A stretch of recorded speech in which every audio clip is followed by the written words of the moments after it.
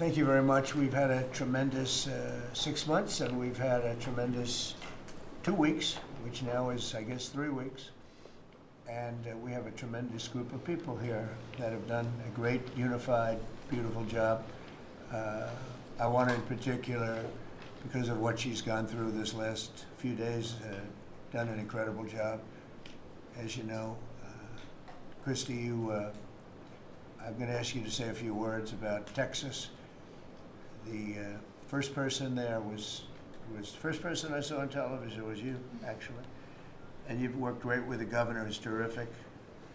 And you might want to tell a little bit about the trials and tribulations, but we appreciate the job that you and everybody have done. You had people there as fast as anybody's ever seen. So I really appreciate it. We all do. And maybe you could say a few words. Sure. Well, thank you, Mr. President. I want to thank you for your leadership. Texas is strong, and the people of Texas are incredibly strong. They've gone through something that is absolutely horrific, and it is heartbreaking to watch these families suffer the way that they are. As soon as this flash flooding event happened, you know, the governor has activated his emergency responders. Nim Kidd is his emergency management director, who is incredible, and has immediately worked with the local first responders to get help to individuals and get them evacuated, put requests in to me. We deployed, sir, right away, as you know, because you and I were talking a lot during this time, the Coast Guard. We also had some assets out of Customs and Border Protection.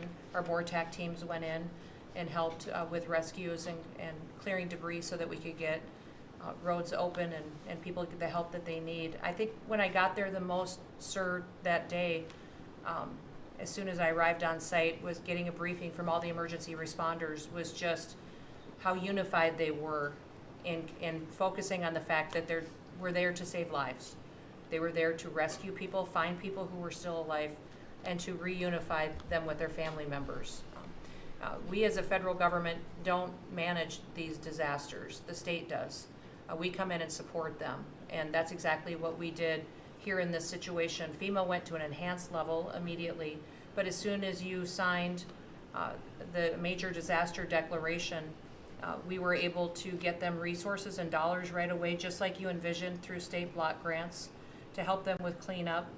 And we're still there in presence, and FEMA's been deployed, and we're cutting through the paperwork of the old FEMA, streamlining it much like your vision of how FEMA should operate, and it's been a much better response to help these families get through this terrible situation. We still are looking for people.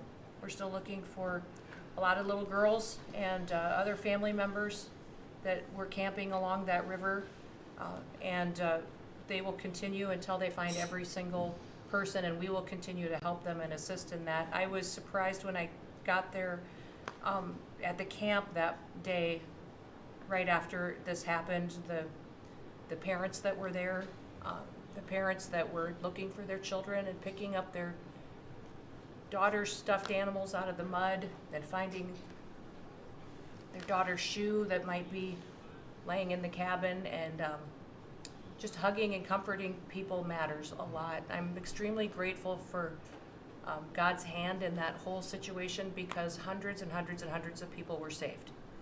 And this is a time for all of us in this country to remember that we were created to serve each other. God created us to take care of each other. And that when we do that, we are happier, we are more fulfilled, and we can walk alongside people on their worst day and help them get through it and come out the other side, knowing that we can continue to live a life that God has purposed for us. So they're grateful for you.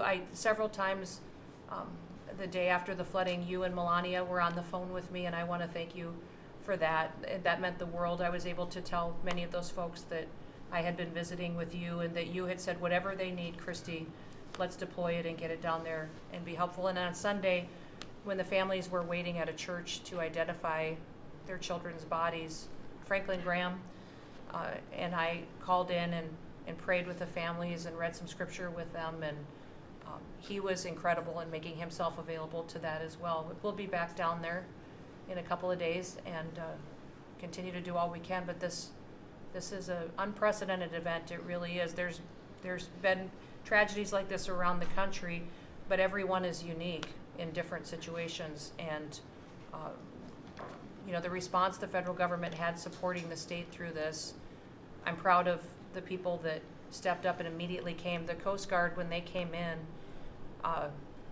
they had a difficult time even getting the aircraft in and landed. They had to try several times in the weather to get it in and deploy. And I think we've heard about, you know, our one Coast Guard member that was responsible for saving over 165 people, but that entire crew did incredible work.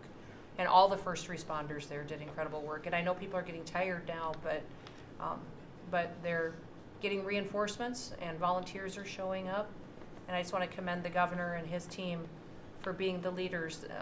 And they're so thankful that you're letting them make the decisions and manage the response like it should be.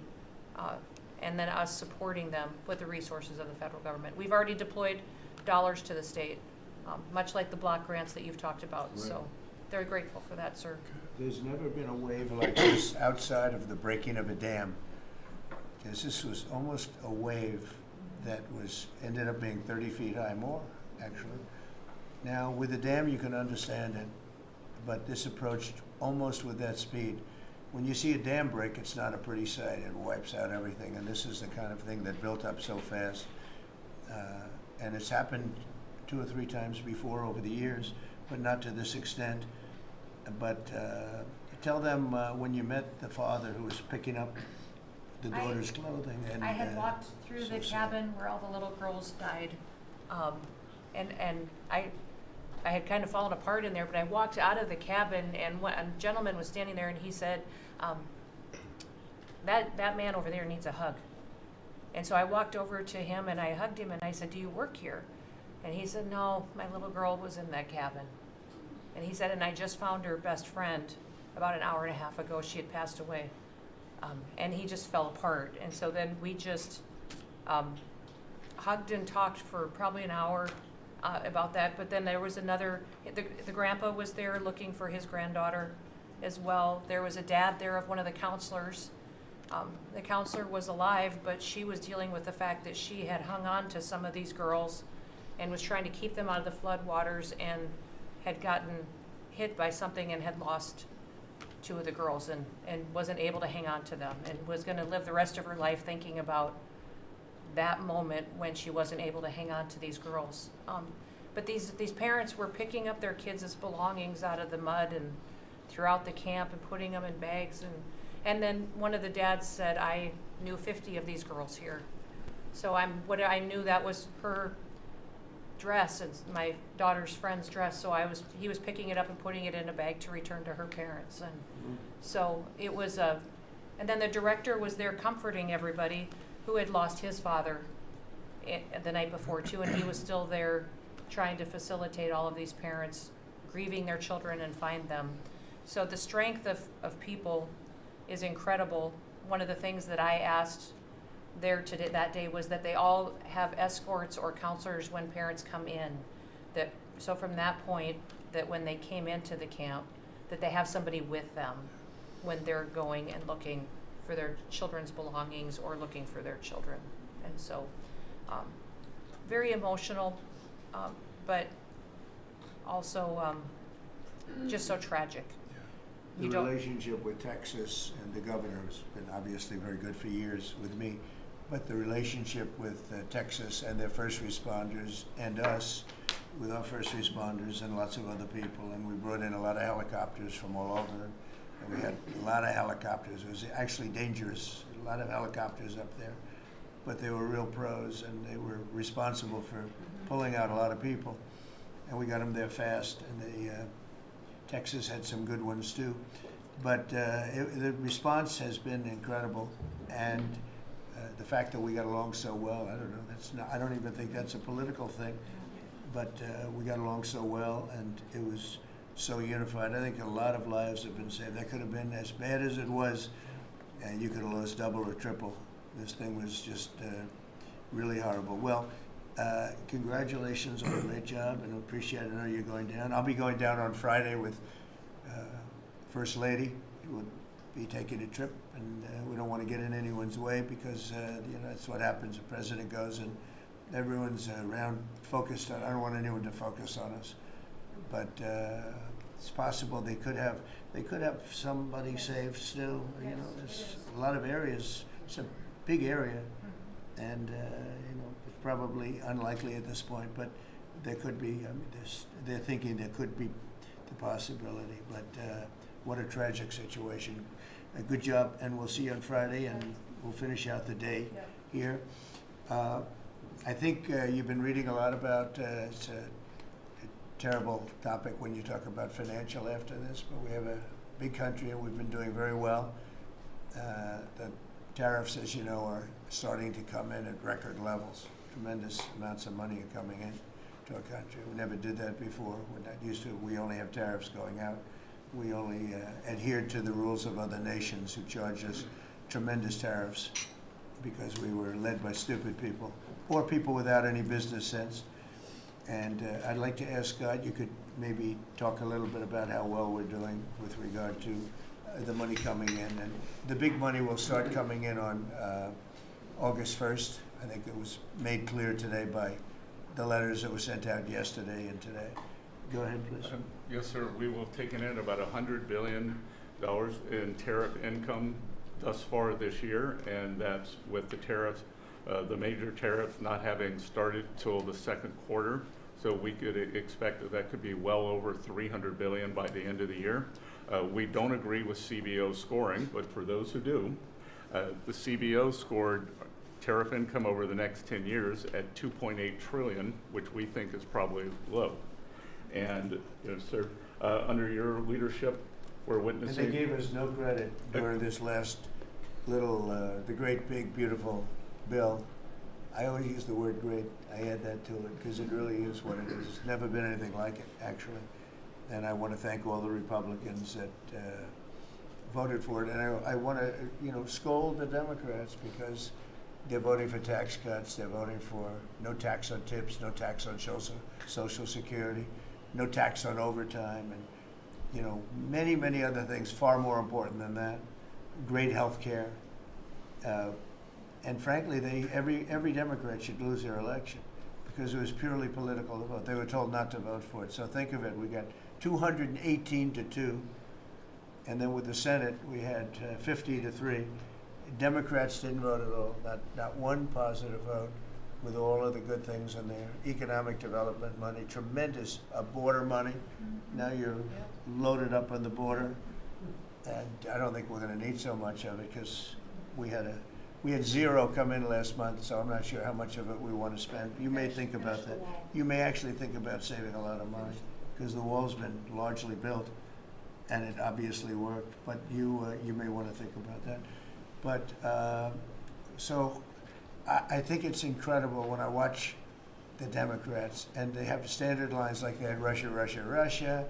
They had the laptop from hell. It all came from Russia. They make things up and they go with it, and they feed it to you people in many cases. And they said, "Here's our line," and I hear the new line is death. Oh, it's death. Everyone's going to die.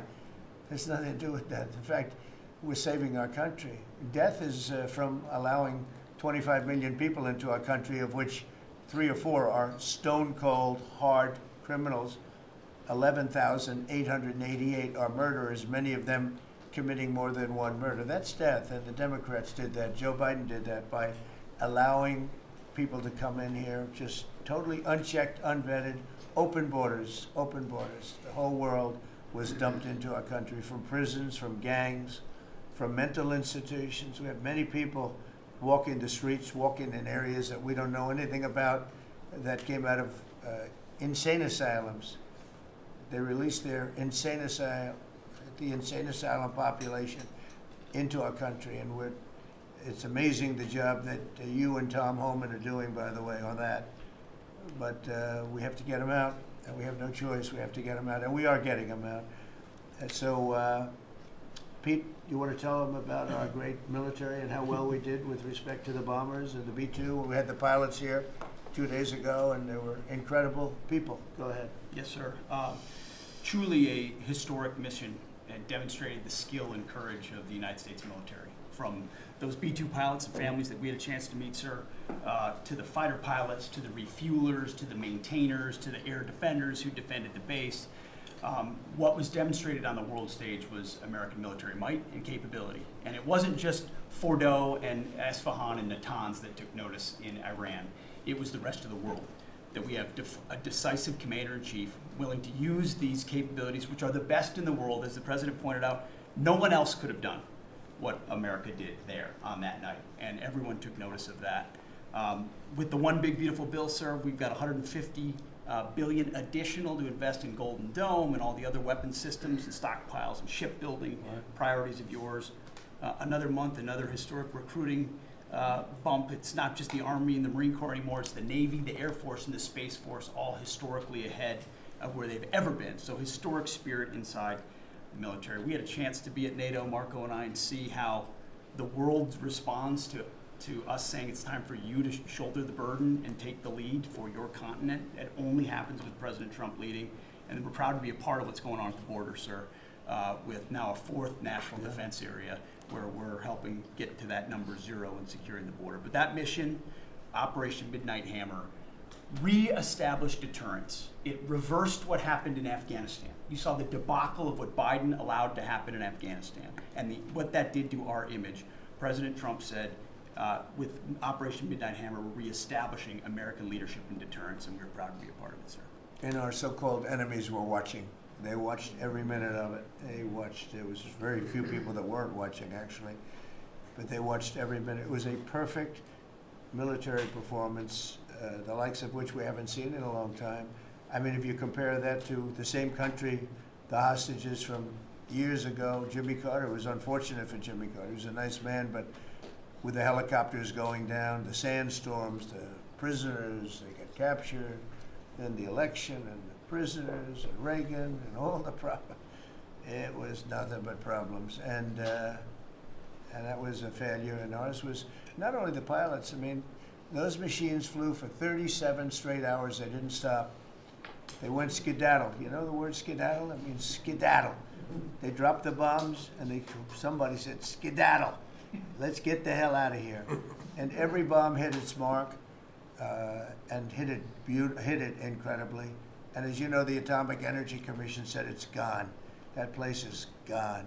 We had a lot of fake reporting, mostly from CNN, where the scammer writer, a writer for CNN, who should be fired, by the way, she was involved with the 51 fake intelligence agents, if you remember that. She did that story, created a story out of it. She created a story out of the laptop from hell, saying it came from Russia, but it actually came from Hunter Biden's bedroom, or worse. Just a scammer, and she's still at CNN, which is pretty amazing. But we'll ask you a question about her. But they came up with this concept that maybe the attack wasn't that good. Maybe it, and I saw it happen right after the attack. I saw this person on CNN. I actually watch. I like to watch the enemy. You learn from the enemy. And I watch because you have to know where they're coming from. And I watched her say, Anderson, you know, I'm hearing stories that maybe they didn't hit their target. Maybe it wasn't that good a hit. And you know, hearing stories. The next day it was a little more, and the next day a little more. After 3-4 days, she was saying, you know, I don't know. I don't think it was that. Except by that time, everybody knew it was hit perfectly. The evidence is in the planes. The evidence the pilots are the best evidence. But they actually came out of their plane because they were here the other day, and they said, it was so sad. We did such a good job. We flew into very dangerous airspace. I'll never forget, we were in the Situation Room, and they said they have entered Iranian airspace, and everyone took a deep breath because they had more missiles pointed at them, but the equipment is so good, it's stealth, way up in the air, and it was stealth, and they went right through that, and they sort of, by the time they found out they were there, they were already gone. That was the word skedaddle, get the hell out of here. But they were right in the most dangerous airspace in the world, and they took those big, beautiful, very fast, they're unbelievable planes. I mean, they become really beautiful works of art. You know, I always thought they sort of were cool, but now they look better than just cool, don't they, huh?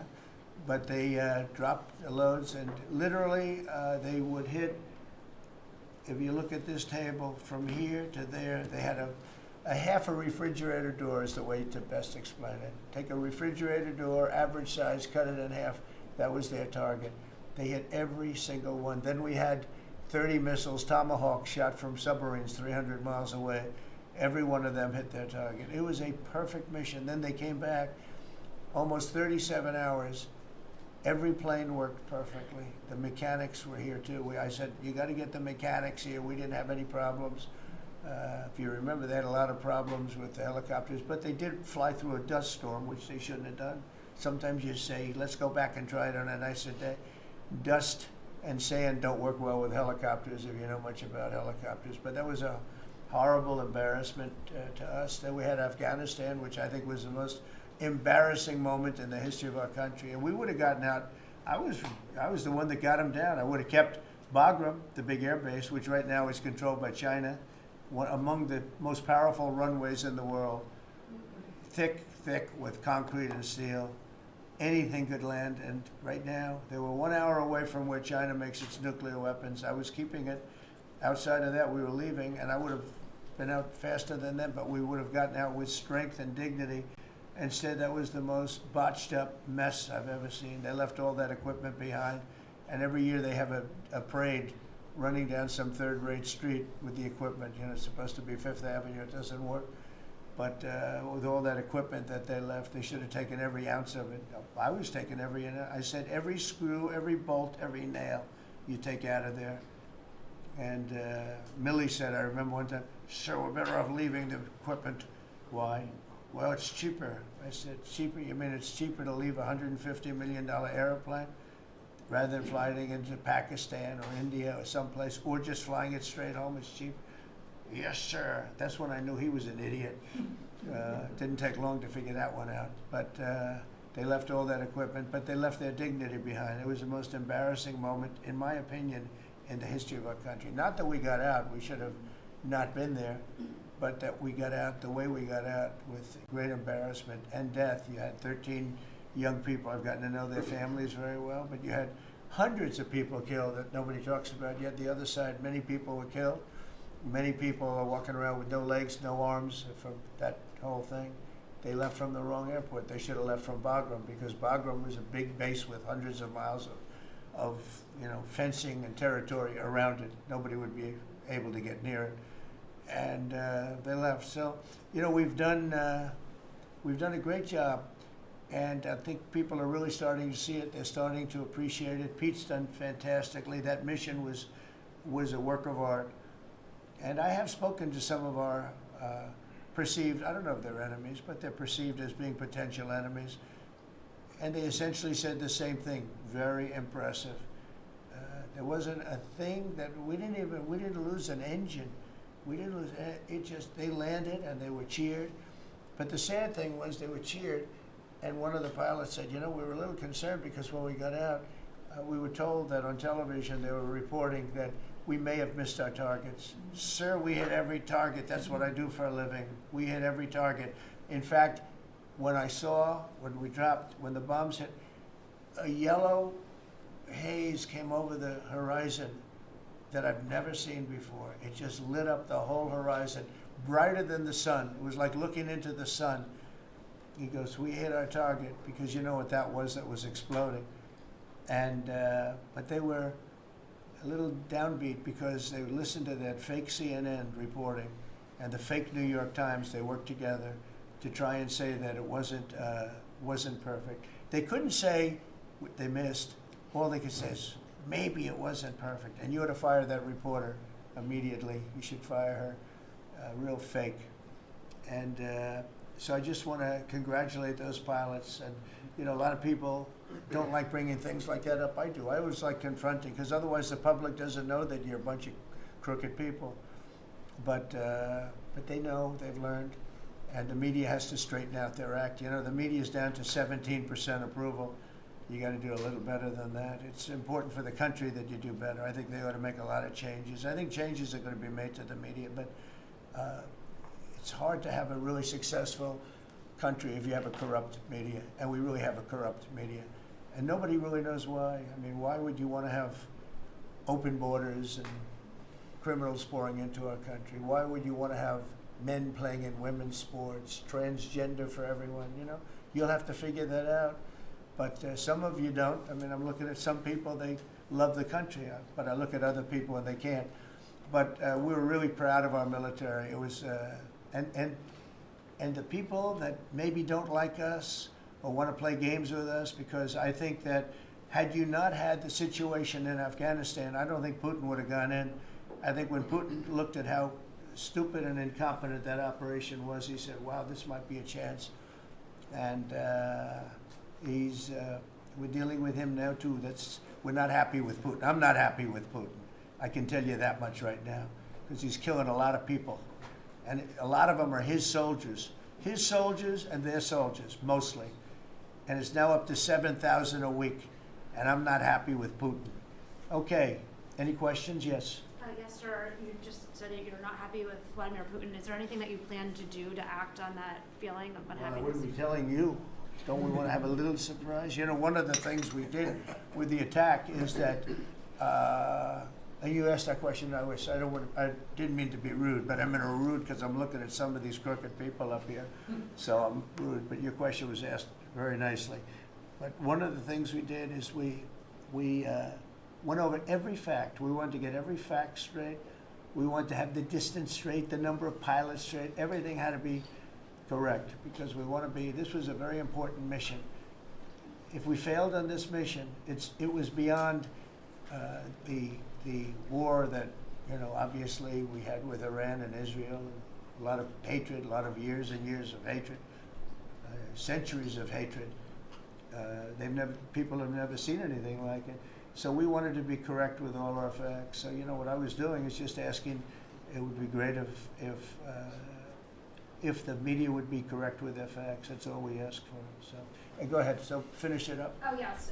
Just sort of turning back to Russia, if there's anything that you would signal about your displeasure with them. Well, look, I'm very unhappy with them. There's no reason for this. It's turned out to be tougher, but it's only tougher. And I will say the Ukrainians were brave, but we gave them the best equipment ever made. We gave them the anti-tank busters that knocked out tanks. I mean, you just aim them in the direction of the tank and the tank is gone. We gave them missiles, the latest and the greatest. They were able to shoot down a lot of things that would have normally wiped out. You know, probably would have been a very quick war. It would have been a war that lasted 3-4 days, but they had the benefit of unbelievable equipment. And Europe gave them too. We gave them far more because Biden shouldn't have done that. He should have equalized. We should have given him the same, or we should have given actually less than Europe. It affects Europe much more than us, but we're in there for over $300 billion. Europe's in there for over $100 billion, but still, Europe gave a lot. And I will say this, the Ukrainians, whether you think it's unfair that we gave all that money or not, they were very brave because somebody had to operate that stuff. And a lot of people I know wouldn't be operating it, and they wouldn't have the courage to do it. So they fought very bravely, but we gave them the best equipment in the world. We make the best military equipment by far. There's nobody close. You look at other equipment from other countries, it's not even close. That's why everybody wants to buy our equipment, and that's why we're going to step up these contractors now that make it, and they're brilliant, but they make it too slowly. And we have to step them up, Pete, and let them make it at a much higher rate. Unfortunately, we have to do that. But if you look at our Patriots, if you look at our Tomahawks, if you look at our, well, what we do with tanks is, you wouldn't want to be driving a tank. You would feel nice and secure, but they are javelins, they're called. And I gave them the javelins. Remember they said Trump gave the javelins and Obama gave them sheets, right? They called Obama at that time. Barack Hussein Obama, if you haven't heard, did a terrible job. But that was a war that should have never happened, and a lot of people are dying, and it should end. And I don't know, we get a lot of bullshit thrown at us by Putin. For you want to know the truth. He's very nice all the time, but it turns out to be meaningless. Do you want to sanction him? Lindsey Graham has a sanctions bill on Russia. Do you want him to move I'm looking at it, yeah, no, I'm looking. The Senate is passing, and passed very tough sanctions. Go, yeah, I'm looking at Did it. you sign that? It's an optional bill. It's totally at my option. They passed it totally at my option, and to terminate totally at my option. And I'm looking at it very strongly. Yesterday you said policy more. Go ahead, please. The Council of Economic Advisors released a new report saying that imported goods have actually decreased in price from December. I know, it's not through March. amazing. Well, my question is, With the tariffs. Well, the Fed chairman keeps saying that tariffs are going to cause price increases. Are we the prices just not Chairman passed of the through Fed? yet? Yes, exactly. Well, Are the you prices- do a better job than him. Thank you. Are the prices just not passed through yet? No, I think what's happening is everything's evening out. You know, when we charge, see, what people don't understand, the other countries have been charged, almost every country charges us tariffs. We had deficits with everybody for years, for decades. And we were like this big monolith that made bad deals with everybody. We rebuilt South Korea, we stayed there. It's okay, we rebuilt it, and we stayed there. And they pay us very little for the military. I got them to pay billions of dollars, and Biden then canceled it when he came in. You know, I sent to South Korea as an example. You know, we give you free military, essentially, very little. And I think you should pay us $10 billion a year. And they went crazy. But they agreed to 3. So I got 3 with a phone call. And I was satisfied. I said, but next year we have to talk. And then we had a rigged election, and we never got to talk. And you know what Biden did? They probably went to him and they said, listen, Trump treated us terribly, and we shouldn't be paying anything, and he cut it down to nothing. So that's what happens. It's ridiculous. That's the other thing. We're talking to countries about contributing to the military, not only just paying more in NATO, but contributing. You know, we have 45,000 soldiers in South Korea. We have 45,000 soldiers in Germany, 52,000 actually. And, you know, that's a huge economic development for them. That's tremendous amount, just like having a city. It's tremendous money for them, and it's a tremendous loss for us. So we're talking, in a very nice way, we're talking to them about it.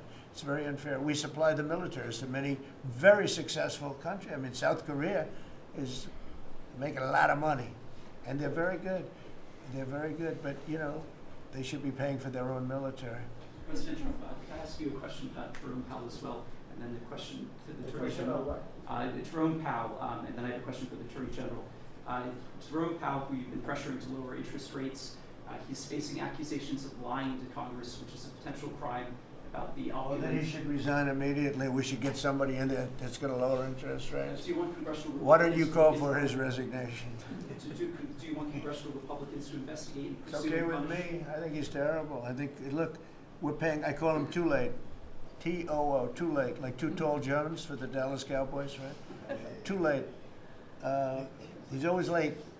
But he wasn't late with Biden before the election. He was cutting him like crazy. It didn't help too much, did it? But he was cutting him like crazy before the election with Kamala and Biden. He was trying to get them in, I guess. I don't know. He was recommended by somebody that worked for me. I like you better. If I could ask the Attorney General a question too, President. Sure. Your memo and release yesterday with Jeffrey Epstein, Yes. it left some lingering mysteries.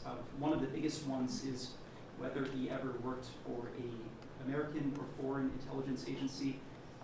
The former Labor Secretary, who was Miami U.S. Attorney Alex Costa, he allegedly said that he did work for an intelligence agency. So could you resolve whether or not he did? And also, could you say why there was a minute missing from the jailhouse tape on the night of the death? Yeah, sure. If I Ma'am, could. could I just interrupt for Sure. 1 second? Are you still talking about Jeffrey Epstein? This guy's been talked about for years. You're asking, we have Texas, we have this, we have all of the things.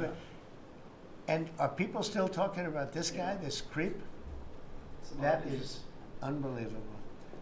Do you want to waste the time, and do you feel like answering? I don't mind answering. I mean, I can't believe you're asking a question on Epstein at a time like this, where we're having some of the greatest success and also tragedy with what happened in Texas. It just seems like a desecration, but you go ahead.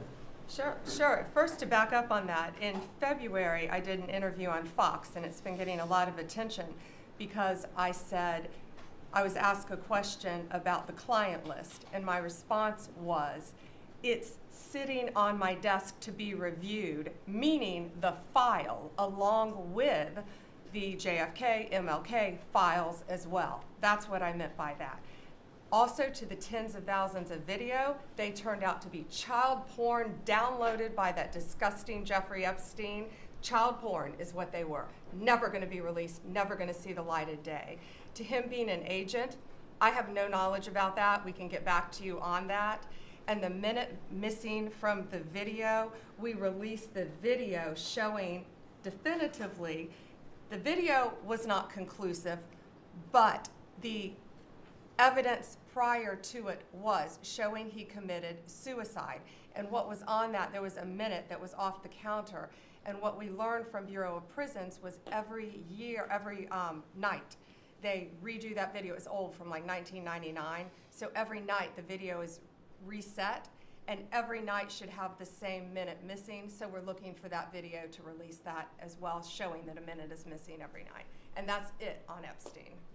Mr. President, just on the tariffs again, August 1st, you said is the deadline. What incentives do countries have to negotiate? It seems that deadline keeps moving. It was April 2nd, now it's... We didn't move, no. It's always been August 1st, that's what we're paying. A statement was put out today, and I put it out just to make it clear. It wasn't a change, it was August 1st. We don't change very much. You know, every time we put out a statement, they say he made a change. I didn't make a change. A clarification, maybe. No, August 1st they pay. And everybody pays, everybody has to pay, and the incentive is that they have the right to deal in the United States. If they don't want to, they don't have to pay, and they don't have to deal here. But if they want to buy and make a lot of money and sell in the United States, they have to do that. You know, if you go back and look at some of the good presidents, our country was the wealthiest, proportionately the wealthiest, from 1870 to 1913. It was an all-tariff country. We didn't have income tax. That came in in 1913. We had tariffs, and we had so much money we didn't know what to do with it. We had, we had a couple of presidents that were very, very strong. McKinley, I guess, more than anybody, but he was the tariff king. But he was very, very strong. It's sort of sad.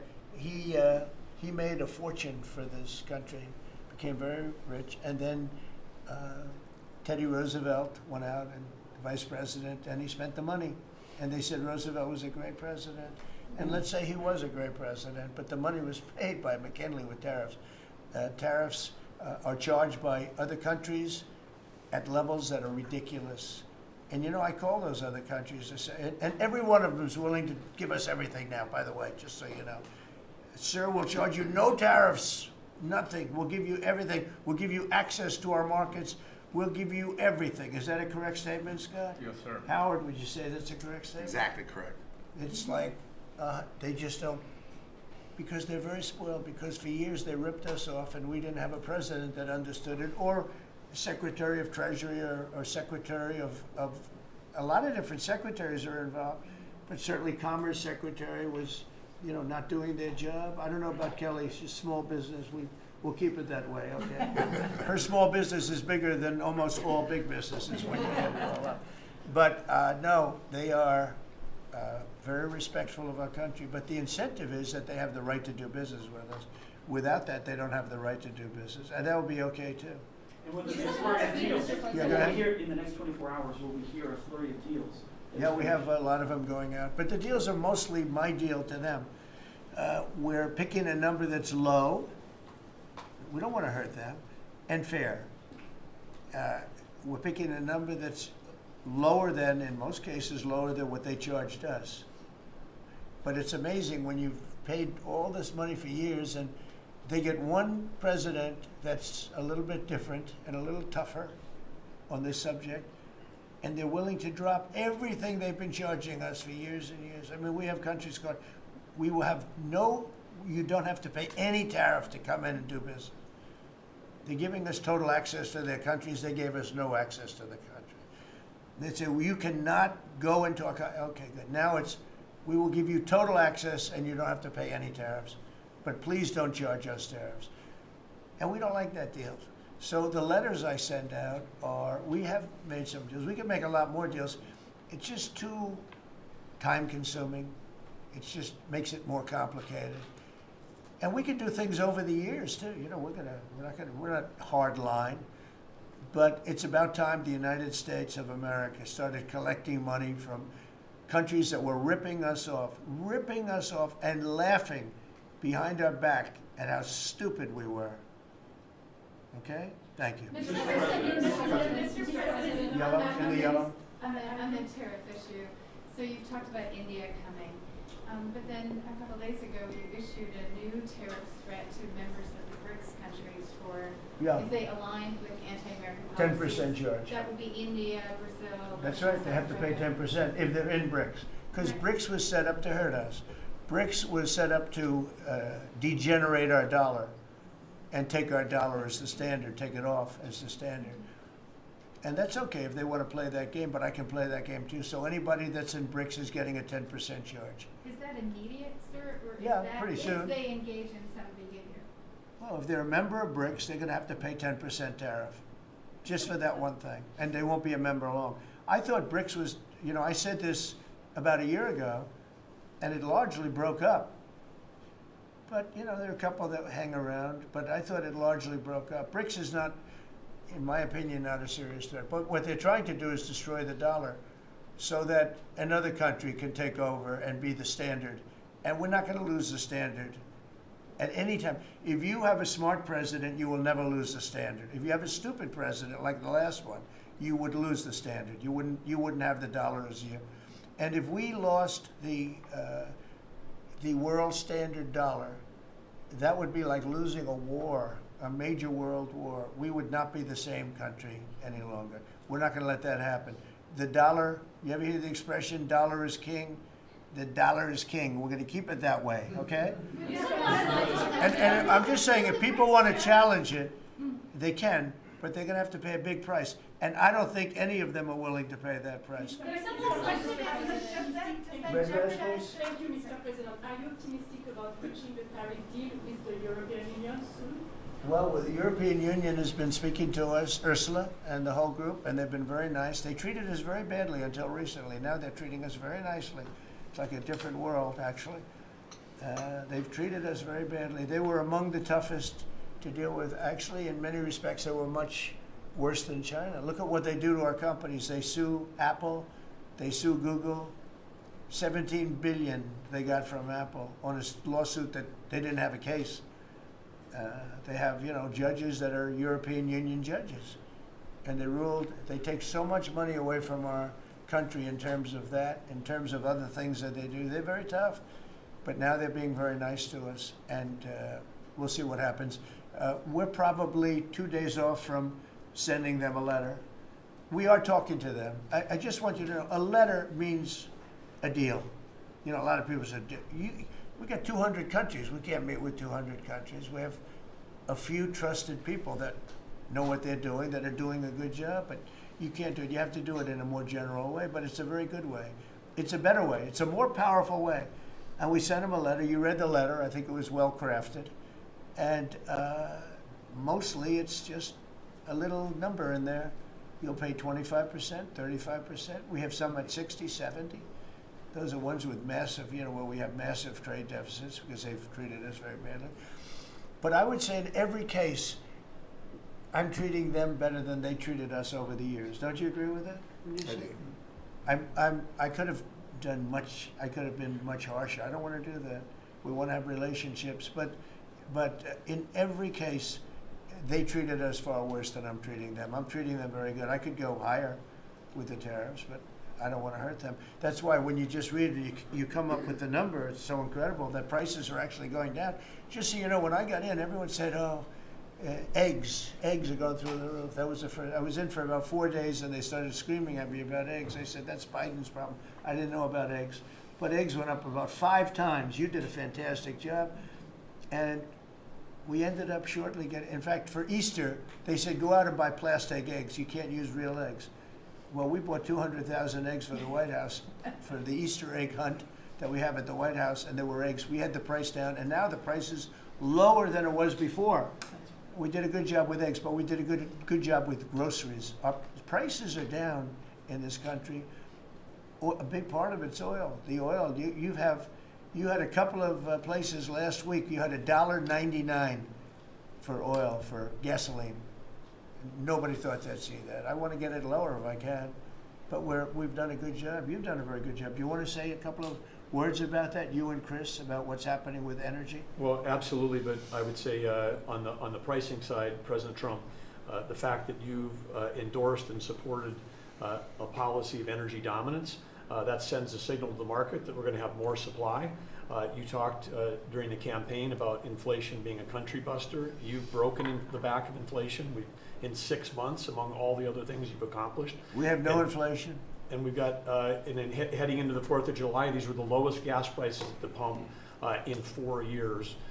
And again, for Americans, this is like hundreds of billions of dollars that stay in their pockets because we lower the price of gas at the pump. And when we lower the price of energy, it lowers the price of food. It lowers the price of the clothes you wear. It's the biggest thing. It's the biggest thing. It's like a big tax cut.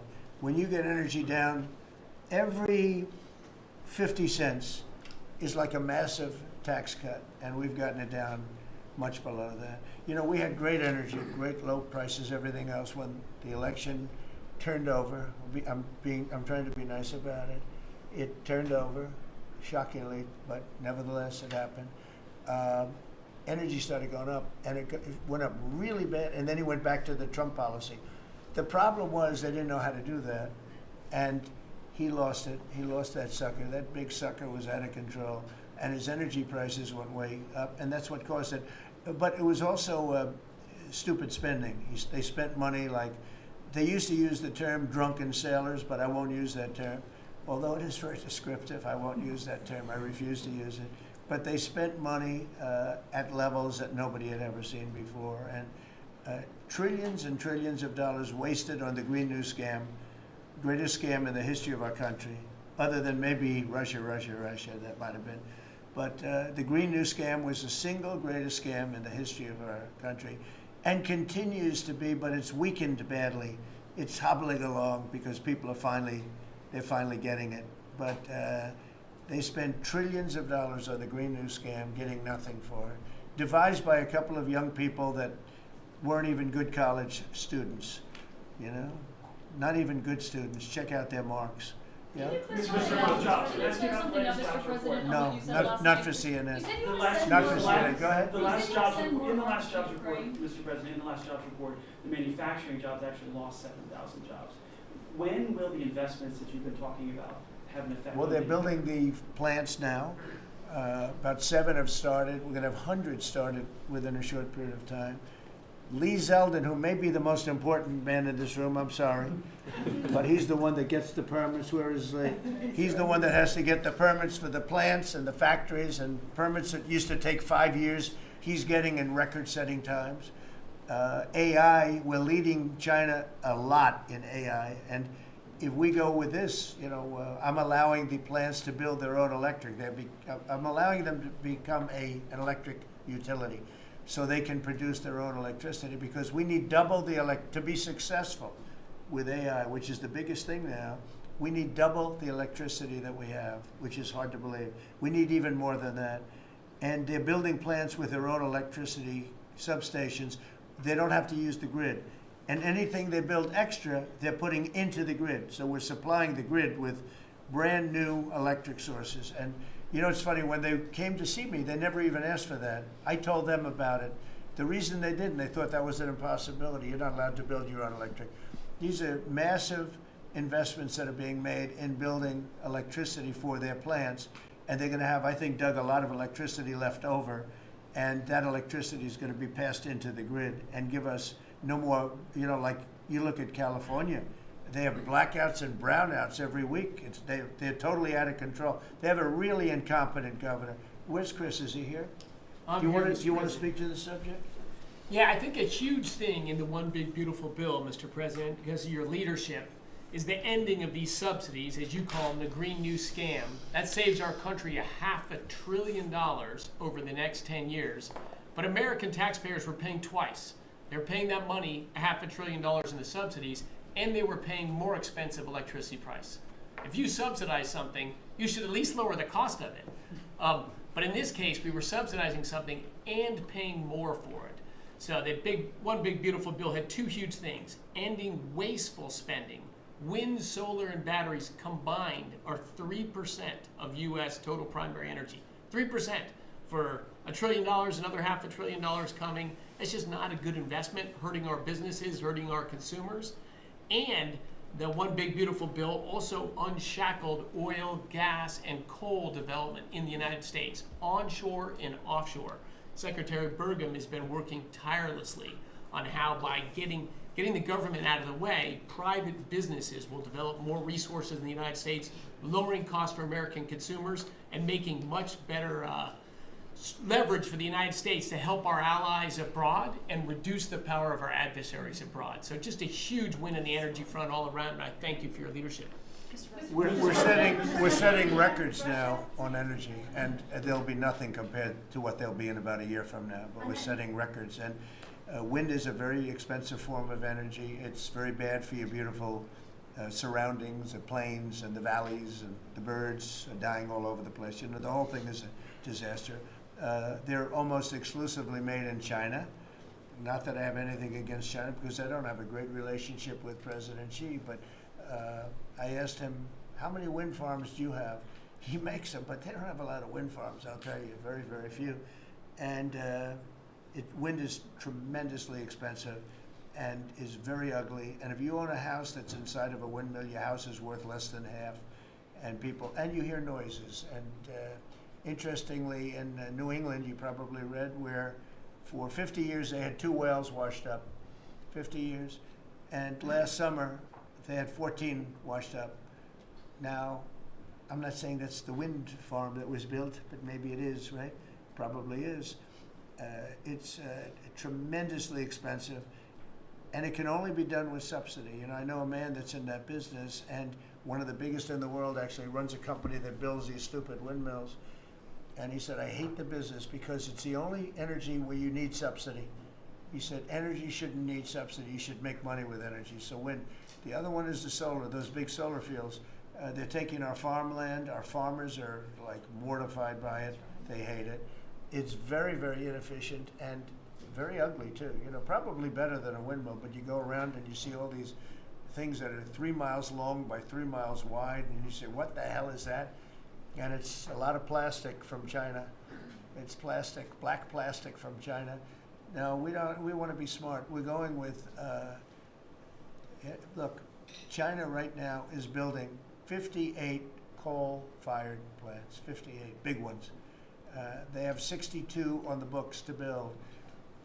We've reintroduced clean, beautiful coal, because you know you can do a lot with coal now, clean, beautiful coal, and natural gas, and all of the other things that we have. But we don't want wind, and we don't want solar, because they're a blight on our country. They hurt our country very badly, and smart countries don't use it. Solar sounds good, I will say, and I like, on occasion, you'll see a roof which is made out of solar brick, but it's a smaller use. We need the kind of thing that's going to fire up our plants, and it's not going to be wind, you know, that is very intermittent, as you probably know. But they've spent a fortune. They've spent trillions of dollars on this stuff, and I'll just give you one other story. A friend of mine is a very successful guy. He went back to see his mother in Minnesota, hadn't seen her in a long time, and he wasn't back for 10 years, which isn't a nice story. I mean, you don't see your mother for 10 years. She's got some difficulties, which I know the guy, he does have some difficulties. He's very successful, but probably not the nicest person. It was actually longer than 10 years, but he went back and he told me he wanted to go and look at the valley. There's a valley in Minnesota that he thought was so beautiful. And I hadn't seen it in a long time. He's driving along the road. He said, oh my, I'll use the word gosh, oh my gosh.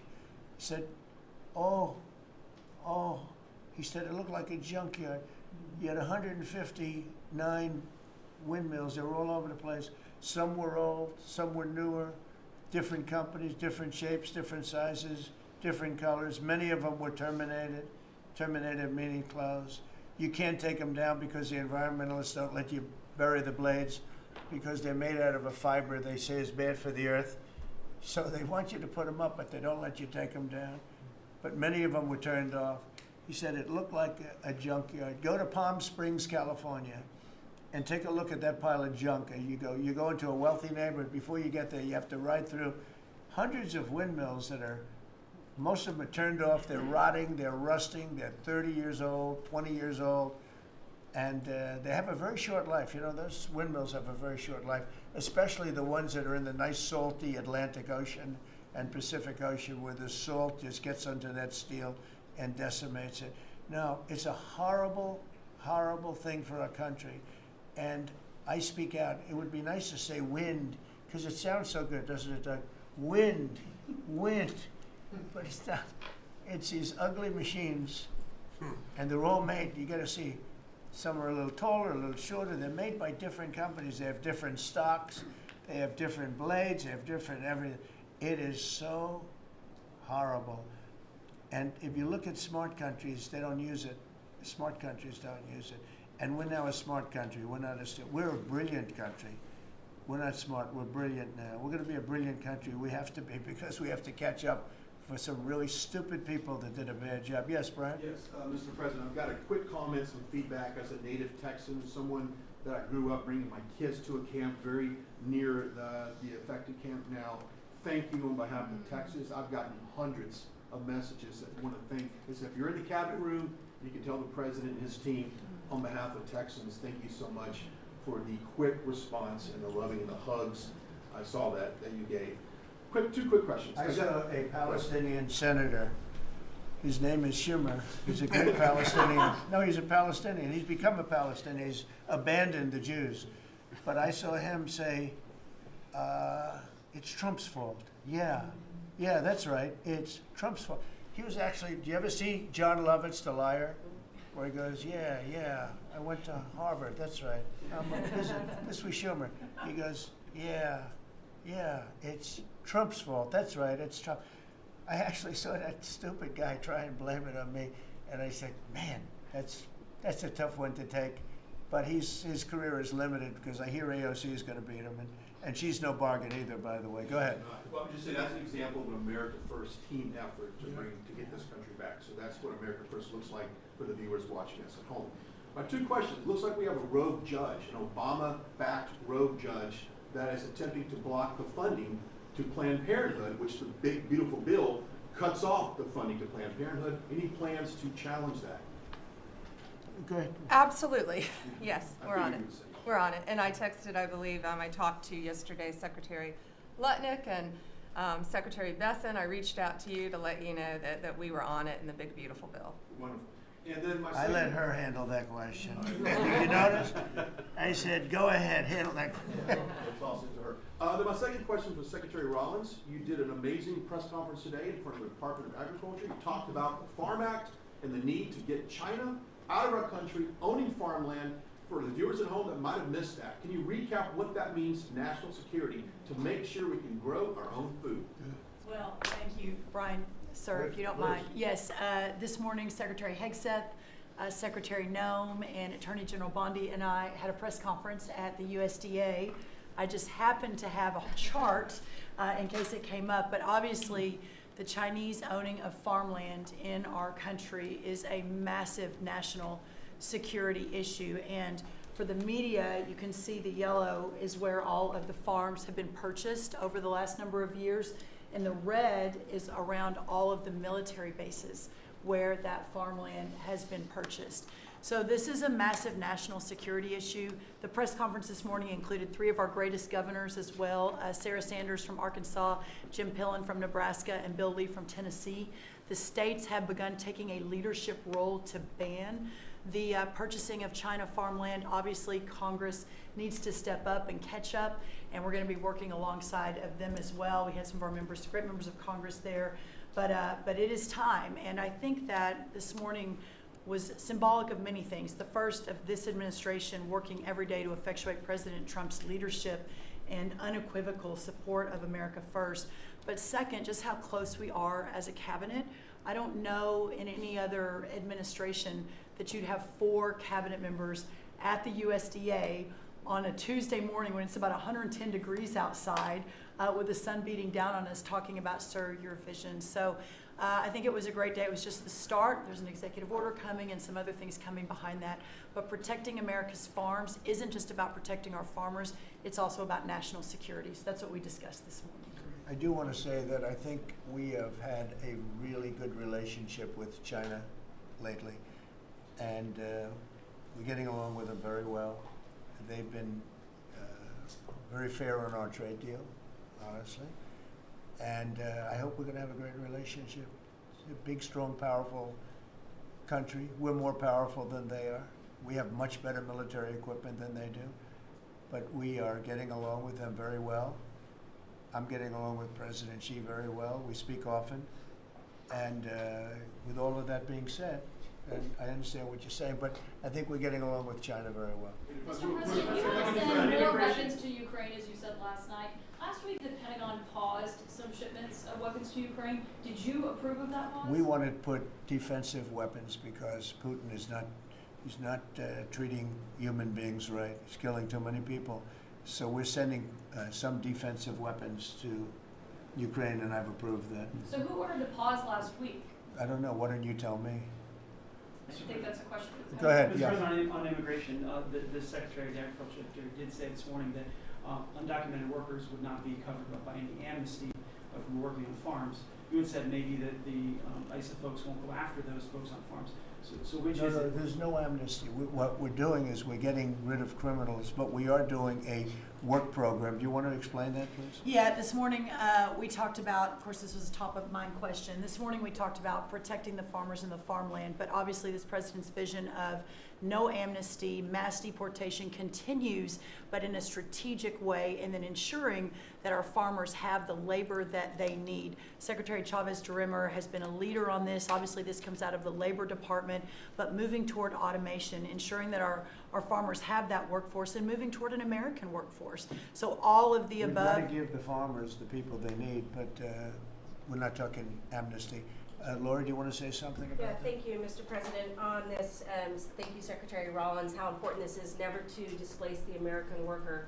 What the Department of Labor is doing is focusing on what the law entails now, being more modernized, more streamlining, to work through the H programs. We're going to have a concierge approach to that, where we have developed a new office to answer the need of our farmers and ranchers and producers, and not to displace the American worker, and follow within the law now, and that does not include an amnesty program at all. And we've seen that working, and we'll continue to have that roll out. On the other topics that we've somewhat talked about, the jobs numbers, Mr. President, 4 months in a row we've seen those jobs numbers increase. That's an exciting time for our manufacturers. That was asked earlier. We know it's going to take some time, but through that deregulation process that Lee and I are working on as well, the Department of Labor has rolled out 63 new deregulations that we're going to be moving through. In the first Trump administration, it was successful with over 30. We've just rolled out 63 new ones in order to double down on those manufacturing companies, to let them know that we have signaled through this process that we will assist them in getting the workforce that they need. It's an exciting time. That one big beautiful bill, that was the signal to my former colleagues in Congress to get this done. It's been an important time. I spent time on the ground visiting 7 states in 9 days prior to that bill being passed, because it was the most pro-worker piece of legislation that we will ever see really in this country right now. No tax on tips, no tax on overtime, no tax on Social Security. That matters to the American worker, because we don't want to take their money and give it back. We want them to keep more of their hard-earned dollars in their pockets currently, and that's what they're excited about. And as I move forward with these tariff talks, I heard a company, orthopedic company in Indiana, say to me, for the first time since you have taken office, Mr. President, their increase in their bottom line by 8% since these tariff talks have happened. Not one company has said the president is not doing a good job. These tariff talks are working. They're feeling it on the ground. The media has told a false story, because what's happening on the ground is positive, and that's what we're seeing in these jobs numbers. So I really, through the Department of Labor, to come in behind all the secretaries and build this workforce is going to be key to the American worker. So thank you for what everybody did this last week. The one big beautiful bill is a doubling down of this, and we're going to see these workers start to grow. And that apprenticeship program is going to be working. That's we'll right. have that million apprentices across the country. We, as you know, we're building plants all over the country now, which you weren't building any plants 4 years ago. You weren't building anything. But those plants, when they open up, it's going to be, you'll see numbers like you haven't seen ever. I don't think in history you'll never see numbers like what we're going to see in the very near future. Many of them are building the plants. Some are just starting right now. You know, it's a brand new administration. But, and they wouldn't be here except for two things. November 5th, the election, and the tariffs. And frankly, I guess the election was more important because of the tariffs. I mean, another person wouldn't have done this. But they're coming in because of the tariffs. They have to, they're not going to pay 25, 30, 40, 50%, 70, and 100%. And we'll be announcing something very soon on pharmaceuticals. We're going to give people about a year and a half to come in, and after that they're going to be tariffed if they have to bring the pharmaceuticals into the country, the drugs and other things into the country. They're going to be tariffed at a very, very high rate, like 200%. We'll give them a certain period of time to get their act together. But they were all here, now they all left. They went to other places because we allowed, people that sat in this room allowed it to happen. And I don't allow it to happen. The people in this room don't allow it to happen. So we're going to be announcing pharmaceuticals, chips, and various couple of other things, you know, big ones. We did steel, as you know, they're 50%. We did aluminum, 50%. Lumber just came out.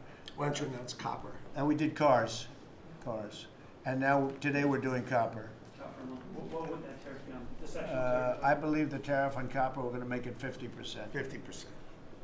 Any breakthroughs See, on I'm glad he didn't question it, because Any I sort of just thought, what would that be? That was a quick one. I didn't have much time, but he agreed with me. That's why he's Howard. Any breakthroughs on Gaza with the Prime Minister, and there's reports that you're meeting with Netanyahu again tonight? Yeah, I am. He's going to come over again tonight. We're talking about Gaza, mostly Gaza right now. It's he's been very unfairly treated. I think what they've done to him in Israel is very unfair, having to do with this trial. I think, you know, he's a wartime prime minister, had an unbelievable outcome, and I think he's been treated very unfairly. But he's coming over later. We're going to be talking about, I would say, almost exclusively Gaza. We're going to get that solved. Gaza is a tragic. It's a tragedy. It's a tragedy. And he wants to get it solved, and I want to get it solved, and I think the other side wants to get it solved. Steve, could you talk on that, please? We're in proximity talks now, and we had 4 issues, and now we're down to 1 after 2 days of proximity talks. So we are hopeful that by the end of this week, we will have an agreement that will bring us into a 60-day ceasefire. 10 live hostages will be released. 9 deceased will be released. We're meeting at the President's direction with all the hostage families to let them know, and we think that this will lead to a lasting peace in Gaza. And you're doing a good job. It's a tough one. It's a tough one. A lot of hate, you know. This is called long-term hate, but we think we're going to have it solved pretty soon, hopefully with a real solution, a solution that's going to be holding up. And can I follow up? This is, I think, the first cabinet meeting since Elon Musk has now been a special government employee, not here anymore. He's now saying he's going to create a third political party. Are you worried about the impact that could have? No, I think it'll help us. It'll probably help. Third parties have always been good for me. I don't know about Republicans, but for me. Are you second guessing any of the cuts that DOJ made? Since you No. Look, we cut hundreds of billions of dollars with DOJ. We could have done it differently. I would have done it differently a little bit, maybe, but it was something that we saved a lot of money. You can always second guess. I guess some of the people in this room maybe would have done it slightly differently, and some would have done it exactly the way it was done. But it was dramatic, and it was important, and we found a lot of things like billions of dollars given to people for environmental protection, where they had $100 in the account, like in Atlanta, Stacy. And then you had another one with 20 billion here, and 20 billion here, and 2 billion here, and 15 billion. And Lee, you might want to mention just a couple of those things. We really got because of DOJ. At the Trump EPA, the One Big Beautiful Bill was filled with many big beautiful wins for the taxpayer. It delivered a sledgehammer to the Green New scam. Billions of dollars rescinded. So it's a big deal for the American taxpayer who sees money go through pass-throughs that are filled with self-dealing and conflicts of interest. They see unqualified recipients They see reduced agency oversight, and they want accountability with their tax dollars, and they got it. In the example of the Stacey Abrams connected NGO, they received $100 in 2023. They got $2 billion in 2024. They had to complete training on how to develop a budget that was put into their grant agreement. They, out of nowhere, started paying a CEO $800,000, a COO $450,000, 22 people making over 150 grand. Out of nowhere, this is tax dollars. So money go through pastors, through other pastors, through other pastors, and we lose oversight over it. And you see that it's going to former Biden officials, it's going to former Obama officials, it's going to Democratic donors. And we're not here saying we want to take money from a left-wing NGO and give it to a right-wing NGO. We want to give it back to the taxpayer. This is about us being good stewards of American tax dollars without any apology or regret. That's why President Trump was elected last November. Because there were a whole lot of people who maybe they hadn't voted Republican in a long time. Maybe they didn't even vote for President Trump the first time around in 2016, but they're regretting that vote from 2016 and they were making it right in 2024. So the One Big Beautiful Bill gave us the tools to rescind billions of dollars more. We're seeing hundreds of thousands of dollars that'll get wasted per electric vehicle as an example of this money that was going through it. They gave $50 million to a group called Climate Justice Alliance. They say that climate justice runs through a free Palestine. The Biden EPA gave $50 million to a group that says that climate justice runs through a free Palestine. We say that if you're going to spend $1 in the name of remediating an environmental issue, then spend the dollar on remediating an environmental issue. We say that we can protect the environment and grow the economy. We want to help grow more baseload power in this country. So why is it that it took this long for this team to get assembled, to be able to fix the mess that we inherited? But gosh, we love showing up at our jobs every single day, first thing in the morning, because all day long we get things done for the American taxpayer. And Congress did its part last week by passing One Big Beautiful Bill to deliver this accountability and to cut off the Green New scam. So maybe it's a bad day for Stacey Abrams. Maybe it's a bad day for all those well-connected Democrats getting paid off. But you know what? God bless America. Because at the end of the day, President Trump is here, J.D. Vance is here, and the greatest cabinet ever assembled to deliver that much-needed and highly demanded accountability. That was a very good answer.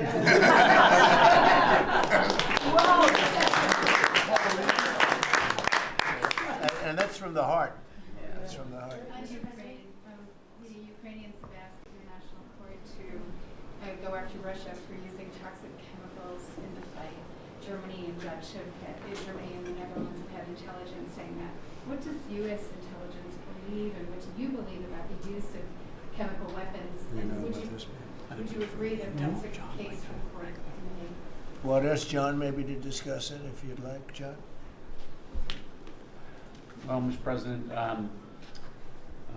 obviously chemical weapons, if it's documented and its use, it's illegal. It's against all international laws of armed conflict and treaties. And obviously I can't share in this room with this audience the intelligence that I can share with you privately, but obviously you're not going to stand or allow for any violations of international law by anyone.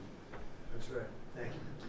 Could I ask Sean to Department of Transportation, Sean Duffy, former great congressman, very popular, decided to go out and make a couple of bucks. He made a lot. And he got bored with that, though. He likes serving people better, the people. And could I ask you to just discuss a very important subject to me, and that's the modernization of our equipment at airports so that planes aren't crashing into each other and bad things don't happen. It should have been done many years ago. We were going to do it, and then the election precluded that, unfortunately. But we're doing it now. Could you tell them where we are? Yeah, if I could start with Newark. You guys all covered what happened in Newark. We had outages for a couple of 30-second outages a couple months ago. We have, in 2 months, Mr. President, it's historic speed, laid new fiber lines for communication and tested those in the next month. So those new lines for the Philly Tracon that controls the Newark airspace, they're up and running. Lightning fast speed. June was the most on-time June ever in the history of Newark for air travel. So that's going incredibly well. By the way, we shouldn't have dealt with this because Joe Biden and Pete Buttigieg had moved the center from New York to Philadelphia. They didn't test the lines. They didn't do the work, which is what brought us all these problems. But in the big, beautiful bill, we got $12.5 billion. This is a historic investment in air traffic control. And so what the money is going to allow us to do is move from copper to fiber all over the country. So new copper lines. We think we can do that in 1.5 to 2 years. We have radar that dates back to the 1950s, some of it from the 60s and 70s. We get brand new radar across the country as well. We have some infrastructure money to build TRACONs and centers, the en route centers that control the traffic across the country. So this is a massive new start to rebuild air traffic control. And again, this is dilapidated. Americans think that their government takes care of them and makes the investments that are necessary to make the country work. And for 30, 40 years, the investments weren't made. And so under your leadership and direction, we are making those investments. And per your direction, right now we are interviewing what we could call a general contractor or an integrator. One company to manage. It's a massive project. The FAA is not qualified to manage this kind of a project. So we are now going through the process of finding who that one company will be to manage the whole project. We'll interview those companies together and make that selection. So we'll write one big, beautiful check to one beautiful company that'll be responsible for this whole build. But if I just make one last point, this is not enough money. We're going to need more. But this is a massive new start. The biggest investment. We'll need some more money on top of it, but a great start from the big, beautiful. It's a starter. The starter. It's very important to us. And just to cover that, there have been accidents, and my pilots, I would often hear them say, "Oh, good," and they would use a different system, a different country to land in New York. They'd use the radar and other things from a different country. I said, "What's that?" He says, "Oh, our system is so bad." And I knew that. We were all set to start. And Buttigieg came in, and what they did was so crazy because they hooked copper into fiber, into steel, they had all different systems. They had hundreds and hundreds of contractors, different contractors for different airports. They spent billions of dollars, and they made the system worse because you can't hook copper into fiber. It doesn't work that way. You just can't do it. It's not doable, but they tried to do it. Didn't work out too well. And in the end, it was just a complete disaster. We want to have one great company. Now, Raytheon's going to bid, IBM's going to bid. We have 5 or 6 bidders that really are good and do this stuff. And we want one, because I know about overruns. I look at the railroad out in California, headed up by one of the worst governors in our country, who I used to get along with actually, but he's just, when you lose 25,000 houses and you would have had your cities burned down. If we didn't step in, Los Angeles would have been burned to the ground. But you look at that, and I said, I really know how to build. And you got to have one guy, one contractor, one great one, whether it's IBM or Raytheon is good, but you have 4 or 5 that are really, really great, and they're all bidding against each other. But you don't want to have one doing the wire and one doing the digging and one doing the demolition and then they're all saying they all blame each other because they're saying they were late and therefore you have to pay me millions of dollars more money. I know the system so well, and we're going to have a great company do the whole thing. We're going to get a fantastic price. Maybe we'll get them. They're very big and very strong, and maybe we'll get them to make a contribution toward getting it done at the right price. But we're going to have a great system. When we finish, we will have the best system on earth, done by one of the 2 or 3 best companies. There are only a few companies can do this. This is not. But if you would have seen what this other group did, they were going crazy. They had, I heard 3,000 contractors. And then when it all came together, guess what? It didn't work. It's a disaster. So we're going to have in a pretty short period of time, it's going to take us about 2 years to build it, and we'll have a contract given out probably over the next couple of months. We have some great bidders, some great companies that want to do the job. You're going to have great air traffic control. Can I just make one last point on this? So the last administration signed a contract with an American company to fix the copper to fiber, and that contract was a 15-year contract. The system is failing today. But that's how idiotic and incompetent the last administration was. And under your leadership, we're saying, listen, we don't have time. We don't have 15 years. We don't have 5 years. We have to do it right now. And so the president always talks about on time and on budget. We have embraced that. We are going to be on time and on budget. And by the way, you mentioned a train out in California. Stay tuned for, probably give us 5 days and you'll have an answer on what's going to happen with the $4 billion that we potentially have invested on a train that's going to go nowhere. It's going to be $120 billion that'll never connect San Francisco to LA. Again, the last administration wasted so much money on projects that never work. If you're going to have high-speed rail, you're going to invest billions, we should actually have high-speed rail in America, not boondoggles that fund political friends and allies and family They have members. from San Francisco, inside of San Francisco to inside of Los Angeles. Should have never been built because airplanes do it better. And you could drive it. You could drive it. No problem with driving it. The roads aren't even crowded. So they were going to do this. Somebody's idea. Somebody got paid off a lot of money and they started it. It was going to cost a very small amount of money. And it ended up costing literally hundreds of times what the original. And now what they did is they said, well, going into the city is too big a deal. So we'll leave it 25 miles short of the city. So now they're leaving it. They're not going to finish it, really. It's not the same project. So now they're leaving it outside of San Francisco and outside, short of each. They just want to get it done, and it's, I've never seen cost overruns. You know, if you have a cost overrun of 10%, you should be ashamed of yourself. 20%, you should not do any more jobs. This is a cost overrun of 2,000%, something like that. It's unlimited, and it's not finished. And maybe it will never get finished.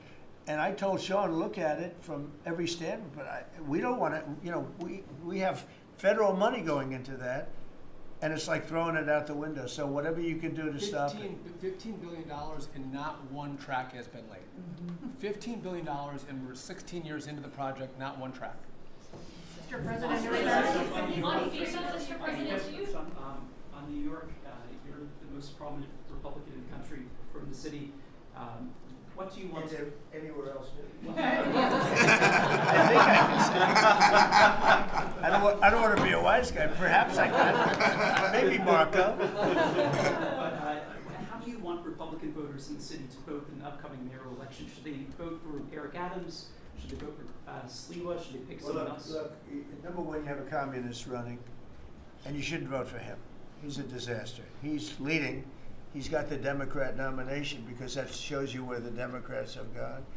He actually wants to take over the grocery stores of John Catsimatidis, who's a great guy, a rich guy, grocer, does a good job, wants to take over. He actually called me the other day. He's concerned his stores are going to be taken from him, and they won't be run like John runs them. Believe me, he runs a good operation. But he actually said he wants to run his own grocery stores. No, this is a man who's not very capable, in my opinion, other than he's got a good line of bullshit, and he's convinced them to go with him. Now, as you know, Cuomo, who does have capability, is running, but he got knocked out, and now they're running as, you have Eric Adams, the current mayor, you have Cuomo, and you have Curtis Sliwa. And Curtis runs every 4 years. He seems to be a fixture on the running scale. But you know, it's, I'm not getting involved. But I can tell you this, I used to say we will not ever be a socialist country, right? Well, I'll say it again, we're not going to have, if a communist gets elected to run New York, it can never be the same, but we have tremendous power at the White House to run places when we have to. We could run D.C. I mean, we're looking at D.C. We don't want crime in D.C. We want the city to run well. Susie Wiles is working very closely with the mayor, and they're doing all right. I mean, in the sense that we would run it so good, it would be run so proper, we'd get the best person to run it. The crime would be down to a minimal, would be much less. And, you know, we're thinking about doing it, to be honest with you. We want a capital that's run flawlessly, and it wouldn't be hard for us to do it. And we've had a good relationship with the mayor, and we're testing it to see if it works. But New York City will run properly. We're going to bring New York back. I love New York. You know, I loved New York for a long time. Then we had a bunch of crooked people in there. You have an attorney general who's a total stone cold crook, New York State, Letitia James, a total crook. All they do is want to go after political opponents. They do what's ever expeditious for them. She's the one that took out Cuomo because she wanted to run for governor, and then she ended up getting 1% of the vote. She polled at 1%. She dropped out, went back to attorney general. You have a lot of crooked things going on in New York. We're going to straighten out New York. Maybe we're going to have to straighten it out from Washington. But when I see a communist who has actually gotten a Democrat, pretty much gotten the Democrat nomination, they also went to that new form of voting, which is a beauty. You go in there in third place, you come out in first. That's that form of voting that they have gone to. You know what I'm talking about. It's not too good. We're going to do something for New York. I can't tell you what yet, but we're going to make New York great again also. We're going to make it great again with the country. What we've done in this country in the last 6 months, nobody has ever seen it. And I told the story, the King of Saudi Arabia, I was over there. They gave us $5.1 trillion between Saudi Arabia and UAE, Qatar. 3 stops, $5.1 trillion coming into our country as an investment, biggest investment ever made. And it's all going to good stuff. I mean, all real big, good stuff. Energy projects, big, big things. But they all 3 told me essentially the same thing. We thought your country was dead, and now you've got the hottest country in the world. We're right now riding the hottest country. We all, and you can all be proud of it. We're in the hottest country. This is the hottest country in the world. There's nobody close. Made hotter by some great pilots and great machines that nobody else has. Those great, big, beautiful machines, they rode those machines right into the toughest territory, and nobody knew what the hell happened. And then they hit their targets perfectly, and it was complete and total obliteration. And that's why that war ended, Steve. They told me that's why the war ended. The war ended when they saw that, it was over. And we're very proud of it. But we have the hottest country in the world right now, from a country that was close to dead. And if I didn't win, if you would have had the other person win, we all know who she is, whether it was she or Biden. They're the same. He may have been more competent than her, and that's hard to believe, right? But if you had that ideology in, I don't believe you would have had a country anymore. I think you would have had a country that was broken up. But we had a dead country. Now we have the hottest country in the world, and everybody knows it, and everybody said it. Mr. Vice President, do you have anything to say? Well, thank you, Mr. President. I just want to say that I'm very proud of the whole team. I think everybody has worked together. You see Pete and Marco and Steve working on some of the diplomacy, Christy and Pam working on the border. We just have a really, really solid team, and we've done a lot of good work. And in particular, I want to congratulate the White House staff led by the President on getting the One Big Beautiful Bill passed. Yeah. I was personally skeptical, sir. I never told you this, but I was skeptical we'd be able to get that thing done by July 4th. We did it because we worked together and we worked very well. So it's an honor to be a part of it, but I'm really proud of you guys for doing a great job. The beautiful thing about it, it had something for everyone. That's right. Most people said it had to be broken into 7 bills. It's so big.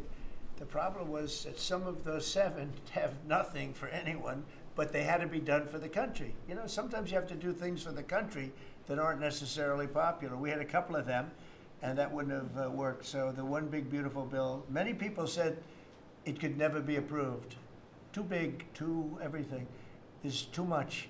But it had something very big and very important for everyone, and it's great for the country. And remember, the Democrats have come up with a false narrative, you know, just whatever. It's just a line that they send to everybody and that they print. I think in the case of this, it's death, death.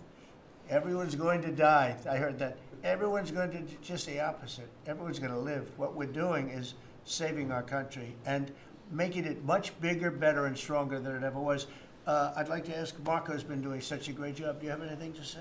Well, it's just going through a list here, Mr. President, and I think the Vice President's pointed out to the great team you have, and all these achievements that have happened domestically.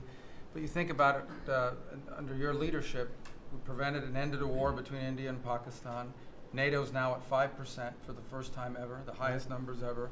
A peace deal between the Democratic Republic of Congo and Rwanda. a 12-day war that ended with an American operation that we're the only country in the world that could have done. Hopefully, pretty soon, a peace deal between Azerbaijan and Armenia. The entire Middle East and the infrastructure of it has the potential now to change because of Syria and Lebanon, and it hasn't even been 6 months. Sure. It hasn't even been 6 months, so it's a a great lot. testament to your leadership in this thing. Well, thank you very much, and you've done a fantastic job. Could I just ask Linda, she's involved in so much, she's so talented and so good, and she's working on a couple of little things like Harvard, who was given $5.5 billion over a short period of time. We caught him on that one, that's crazy, but you're working on so much, you want to bring education back to the States. How are you doing?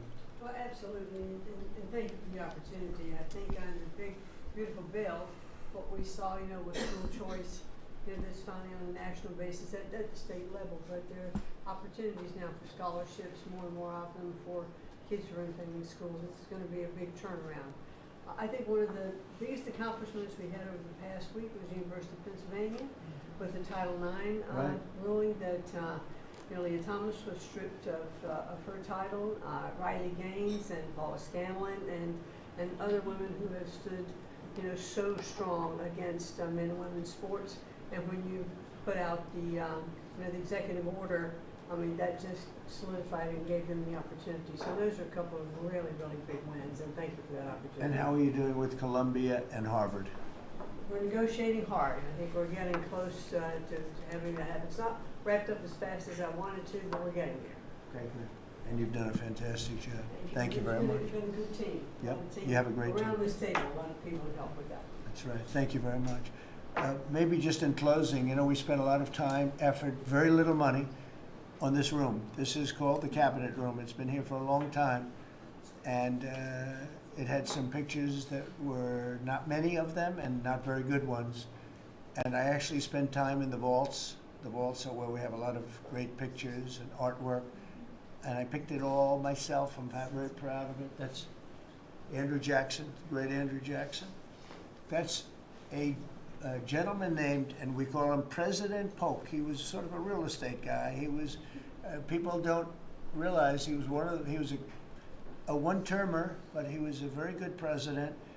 But, and I'm not sure I should be doing this, he actually gave us the state of California. He was the one. He was the one that hooked it up. So I'm not sure, maybe he won't be there for long. But if you notice, the frame is the exact same size almost as the other one is Andrew Jackson. So that was a part of the reason too, I have to be honest.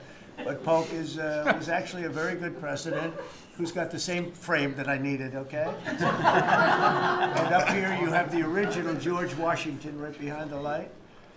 And then you have Dwight Eisenhower, who was a very underrated president, built the interstate system, and he was the toughest president, I guess, until we came along, but I don't mind giving up that crown, because I don't want to be too tough on it, but we want to be humane, but he was the toughest president on immigration. He was very strong at the borders, very, very strong. And sometimes you can be too strong. He was strong on the borders, and during a certain period of time, they were so strong that almost every farmer in California went bankrupt. And we have to remember that. We have to work together. We have to remember that. But he was a very good president and a very good general and a very good president. And I thought he deserved a position somewhere on this floor. And then you have, this is very exciting to me, he was not a Republican, to put it mildly, but he was, he was a four-termer. He was Franklin Delano Roosevelt. And if you notice, there were a lot of ramps outside. We have ramp, people say it's an unusual place for a ramp. It was because of him. He was wheelchair bound, but he was an amazing man. It's an amazing portrait, and we used to have him in the room, a different portrait, and it was a terrible portrait. It was almost like it was done by a child. And I used to say, I can't believe that he would have approved of that portrait of himself. And I was in the vaults and looking at things. I said, what's that? And we have some great curators here. We have 6 curators at the White House. They have 2 for paintings, they have them for furniture, they have them for different things. I guess cost is no object. Okay, cost is, maybe I'd have 1, but that's all right. but we have 6, and they're very talented, though. And he said, that's a picture of FDR. I said, really? Let me see it. They took off the wrappings, very well preserved. And they said, that's the picture they've been looking for years. That was the picture of Franklin Delano Roosevelt. And I said, oh, wow. And likewise, that frame-wise, it just doesn't work. It doesn't work if you have, I want to be nice, but it doesn't work if you have a big frame, a little frame, but it's like perfection. I'm a perfectionist. The mirror was down in the vaults also. I said, where is this from? And it's a very old, very storied mirror, beautiful. We put that up. And then over there is Honest Abe Lincoln. And that picture was in his bedroom. And we thought that this would be a very important place because this is where wars are ended. I'm not going to say wars are declared. I'm going to say wars are ended, okay? We'll be positive. And that's the picture of Abe Lincoln from his bedroom, sat in the bedroom for many, many years. That was his favorite picture of himself. And the Lincoln bedroom's very famous. You remember when Bill Clinton had it and he rented it out to people. Okay? We don't do that. But it's an incredible room. And we took that picture from his bedroom. That's Abe Lincoln. And then over here you have John Adams, and it's they were the first occupants of the White House, 1800. And John Quincy Adams, Mrs. Adams, they were the first occupants. So we have them looking at each other, and in between their stare is Abraham Lincoln trying to make peace. And that picture was in a room that I have that was not important, like the cabinet. I gave it up. I said, I have to give it up because that's one of the greatest pictures in the White House. The White House is tremendous art. And the Oval Office, when we're there, we'll go over that. That's really been something. Then we got the drapes, and we got the whole thing. We got new drapes. We got new, it wasn't a big expense, very, very small. And we took some of the chinaware and silverware and trophyware, they call it, from the vaults, and we had it cleaned up. Hadn't been shined up in 100 years. Some of this has sat in the vaults for over 100 years. Amazing. Over 100 years. Many of the pictures that were put up in the Oval Office, as an example, those two as an example. So he was president. They moved in 1800, and he won the election, I believe, in November of 1800, John Quincy Adams. And we thought that would be, he was considered to be a good president, and he was the first occupant of the White House, so it sort of made sense. And I love the frame of those pictures. Look at those frames, you know? I'm a frame person. Sometimes I like frames more than I like the pictures. And we have the flags of the Marines, and Space Force now has its own flag. I'm very proud of Space Force, but the Army, Navy, Air Force, Marines, Space Force, the whole thing. And Coast Guard is right there. We never forget the Coast Guard. They do a great job. So we have the flags throughout the office. And it's really become quite a beautiful place. I don't want to tell this, Marco pointed it out. I was going to leave the clock. So as president, you have the power. If I go into the State Department or Department of Commerce or Treasury, if I see anything that I like, I'm allowed to take it. Do you believe this? So I'm in Marco's, I see this gorgeous clock, grandfather clock, and there it is. I said, Marco. He didn't know about it. I had to read him the rule and regulation. I said, Marco, I love this clock. Look at it. It's beautiful. He said, what clock? I said, the clock that's in the other room is incredible, and nobody gets to see it there. Marco, I tried to talk him into it first, and it sort of worked, and then I had to use a little more. I said, I'd love to take that clock out and put it in the cabinet room. He said, no, are you serious? I said, Marco, I have the right to do it, Marco. And he said, all right, what the hell? So that's his contribution to the cabinet room. But it's, by the way, it's an incredible clock. And, you know, it's an important room. So you may see it again. Maybe we'll move it back sometime. Anyway, so that's pretty much it. But it really is great. Here we put out, you know, these lamps have been very important, actually. Whether people love them or not, but if you see pictures like Pearl Harbor and Tora, you see movies about the White House and where wars are being discussed. oftentimes they'll show those lamps or something like those lamps, something that looks like them, probably not the reals, because I don't think they were allowed to. This is a very important room. This is a sacred room. And I don't think they made movies from here. You never know what they do. But they were missing medallions. See the medallions on top? They had a chain going into the ceiling. And I said, you can't do that. You have to have a medallion. They said, what's a medallion? I said, I'll show you. And we got some beautiful medallions. And you see them. They were put up there. Makes the lamps look better. So we did these changes. And, you know, when you think of it, the cost was almost nothing. We also painted the room a nice color, beige color. And it's been really something. The only question is, will I gold leaf the corners? You could maybe tell me, my cabinet could take a vote.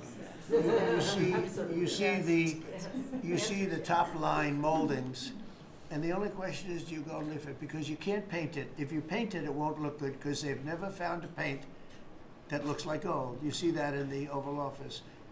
They've tried for years and years. Somebody could become very wealthy, but they've never found a paint that looks like gold. So painting it is easy, but it won't look right. And the question is whether or not we should gold leaf it. Linda, do you have an opinion? I gold leaf it. You like it the way? No, I gold leaf it. You'd gold leaf it? Yeah. Who would gold leaf it? Could I raise you? How about, would you gold leaf it? I was going to ask about McKinley, one of your favorite presidents. Well, McKinley was a great president who never got credit. In fact, they changed the name of Mount McKinley, and I changed it back, because he should have been, the people of Ohio he was the governor of Ohio. The people of Ohio were very happy when I did that, I heard. They were very insulted. They took the name of Mount McKinley off. That was done by Obama a little while ago, and I had to change it back. I changed it back. He actually was a great president. He was a president, he was the tariff, the most, I guess, since me. I think I'm going to outdo him, but he was a tariff president. He believed that other countries should pay for the privilege of coming into our country and taking our jobs and taking our treasure. That's the way he explained it. They took our jobs and they took our treasure, and for that they should pay. And he made them pay, and he built a tremendous fortune. In fact, in 1887, they had the Great Tariff Committee was set up in 1887 because our country had so much money, we didn't know what to do with it. And they set up a committee of, as they called them, elites, a term that we have to change, because I think a lot of the people that are elites aren't elite. I think the people that aren't elite are elite, so we're going to have to maybe switch that around somehow. But they had a committee that was set up to spend the money, because it was such a large amount of money. At that time, it was nobody had seen anything like it. And it all came in from tariffs. And people didn't pay tax. There was no income tax system. I told you that came back in 1913. That came back and lived well for a while, and then you had the Great Depression. And then later, they tried to bring back tariffs, but the whole thing was, you know, this was after the Depression. It was one of the great misconceptions, is people like to say, oh, but it was during the, but no, the country had a Great Depression, and then after the Depression, long after it started, they brought back tariffs to see if they could save it, but it took them really 25 years. When you say about 25 years to get out of the Great Depression, a lot of people don't understand that. But I thought it would be interesting for you to get a little view of this room. This is a very important room, very powerful room, great room. And we've done similar, but even beyond this, in the Oval Office. We brought back pictures of some of the great presidents. Many of them were in the vaults for over 100 years. Originals all, beautiful, beautiful things. And rather than sitting in a vault downstairs for 128 years, I thought we should display that, and we did that, I think, in a really good way. We've gotten very high marks, but it's interesting. People walk into that room and they look around the room. They don't even want to talk to me. They could look at it for hours. It's funny, when people come into the Oval Office, it's such an incredible, it's a sacred place. When people come into the Oval, from the biggest people in the world, presidents, prime ministers, kings, queens, in one case at least, queens, and the biggest business people in the world, they walk into that office, and they always say, there's no place like this in the whole world in terms of the power And I mean, it's beautiful and all, but there are other beautiful offices. You have businessmen that have offices that are, you know, full floors of office buildings, with floor-to-ceiling glass, and they walk in there and they say, there's no place like this anywhere in the world. There's no place. And, you know, it's what it represents maybe more than the physicality of the room itself. So it's an honor to have you all, media. It's an honor to have you. I just want to say we have a fantastic cabinet. Every one of them is a star in my book. And if they're not, I'll let you know about it. I'll throw them to the wolves. I'll throw them to the wolves in 2 seconds, because our country comes first, right? But I just want to thank you all for being here. It's been a lot of fun. Thank you very much, everybody. Thank you.